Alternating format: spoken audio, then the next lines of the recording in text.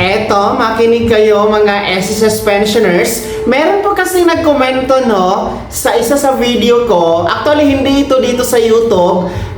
Nagkomento siya doon sa in-upload ko sa official Facebook page ko. Well, meron kasi akong official Facebook page kung saan doon ko din po ina-upload yung mga videos ko na andito sa YouTube. So, pwede nyo pong i-check. At pwede nyo din pong i-follow ang page na yan. Well, eto po, sinasabi niya, nagmula ito kay Positive Avocado 8245. Sabi niya, dapat yung age ng pensyon, ibaba na nila sa 50 years old. Well, nice ko itong bigyan ng tugon at pansin dahil valid naman po itong kaniyang suggestion.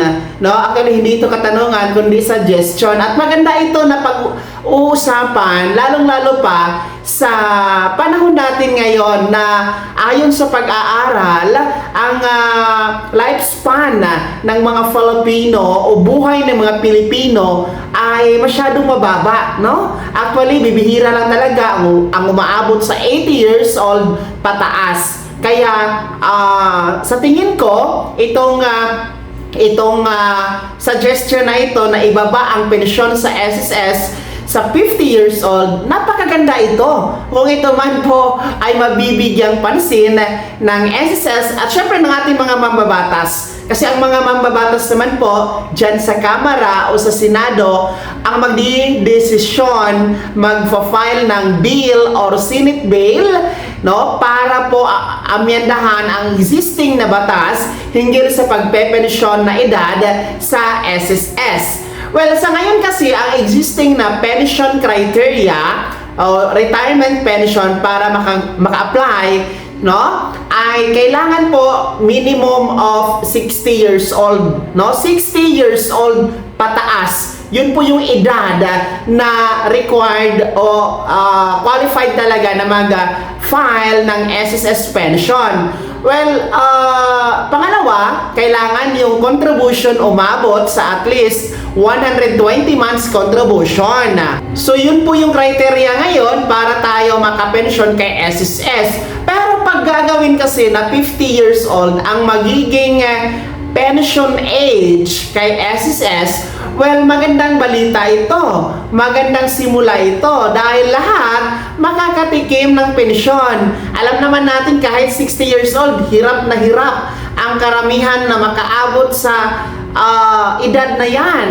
Yung iba, kaya nga, pag mag 50 years old, di ba, golden age yan, golden birthday. At sabi nga nila, pag nakaabot ka daw ng 50 years old, talagang isa na yung malaking regalo, achievement na yan. Lalong-lalo pa, kung kayo ay aabot sa 60 years old, ako po, kaya nga yung iba, kakatay talaga ng kalabaw, ng baka, ng baboy, para magpasalamat dahil umabot sa 60 years old.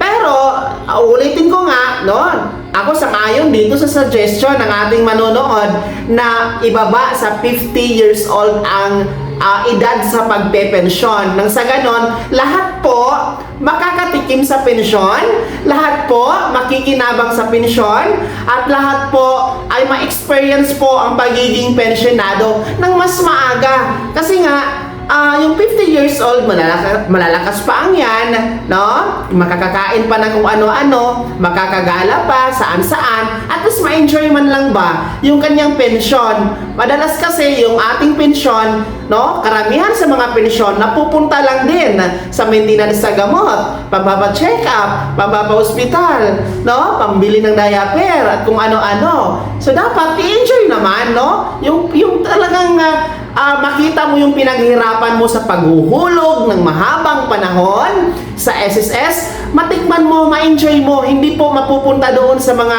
maintenance sa gamot na yan. So sana merong mambabatas dyan sa Kamara o sa Senado ang mag-file ng bill, para amyendahan ang existing na batas tungkol sa retirement age na existing ngayon sa Pilipinas. Kayo mga SSS pensioners, mga ka-vlogs, Sangayon din po ba kayo dito sa suggestion na ibaba sa 50 years old ang magiging pension age nating mga Filipino? Ibahagi niyo po sa comment section na nasa baba, pakilakip ng buong pangalan at kung taga saan kayo. Kung bago ka pa lang sa akin channel o di kaya di ka pa nakasubscribe, i-click niyo muna ang subscribe button na nasa baba. Huwag kalimutan na pindutin ang notification bell. Ilagay sa all para una ka sa mga balitang i-upload ko. Maraming salamat. God bless. Mag-ingat mga ka-vlogs.